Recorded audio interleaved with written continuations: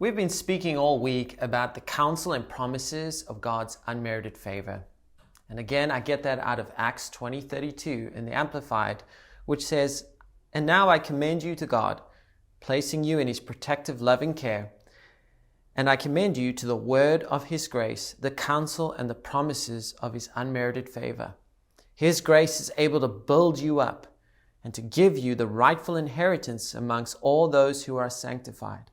That is, amongst those who are set apart for God's purpose and all believers." And over the past week, we've been looking at God's part to play in this, where he's promised things in his word. He provides miracle advice. He provides even the grace to do this counsel. And then we began yesterday to look at what is our part to play in this whole picture with this counsel. And I said yesterday that one of our parts to play is to actually begin to think, actually begin to take time to think on certain things that will begin the counsel and promises process in our lives. And today I want to emphasize there's another part for us to play. And that part is essentially what I would say is called authority. Using your God-given authority to actually implement the counsel and promises of God in your life. You know, in Matthew 16:19, Jesus said this, and I'm going to read it out of the contemporary English version. It says, Jesus says, "I will give you the keys to the kingdom of heaven. And God in heaven will allow whatever you allow on earth, but he will not allow anything you don't allow." This is some counsel from Jesus himself, the miracle advisor, the wonderful counselor himself. He's saying to you today, I'm giving you some authority. You can stop something or you can make something continue in your life. Now, what does that mean practically, like when you're sitting counseling someone? Well, there's this awesome strategy that I'll often ask my patients to learn and to implement in their lives, and it's called thought stopping. Now, thought stopping is very simply a term used to help a person stop a thought. So I don't know about you, but have you ever just had these distressing thoughts come to mind, and maybe it starts off as something insignificant, but it builds momentum. It gets bigger and bigger and bigger. You know, sometimes I can maybe worry about my kids, for instance, about their safety, and maybe I'll have a small thought about, will they be safe today at school? And then suddenly I find myself building this image, this idea in my mind, seeing them falling off a jungle gym or whatever. And then do we call the ambulance? What do we do now? Are they going to be okay? And suddenly I find myself living in this reality that is so catastrophic, and it hasn't even happened. It's never happened to my children, thank the Lord. And so we want to interrupt that snowballing process, and we do that with this thought stopping. So I'll instruct a lot of people, and I've practiced this in my life as well. You want to picture a stop sign or even say the word stop out loud when you notice these particularly distressing snowball type of thoughts come to mind. So if I have the thought, oh, will my child be okay? Are they going to? I imagine stop.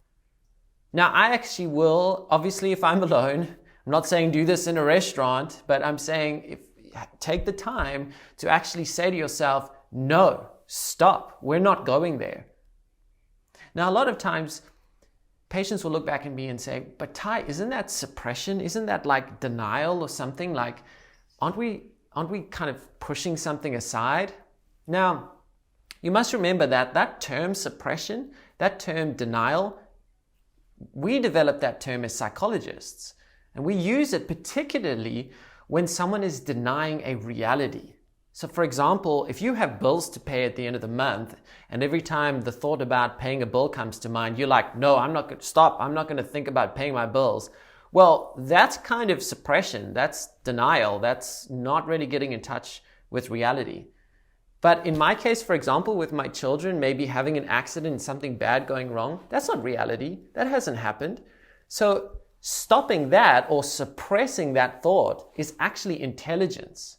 And we mustn't allow this sort of narrative around authority to become one of, well, you're just suppressing, you're just denying, you're just being ignorant. No, we have authority to say no to something, to say stop, I'm not going there.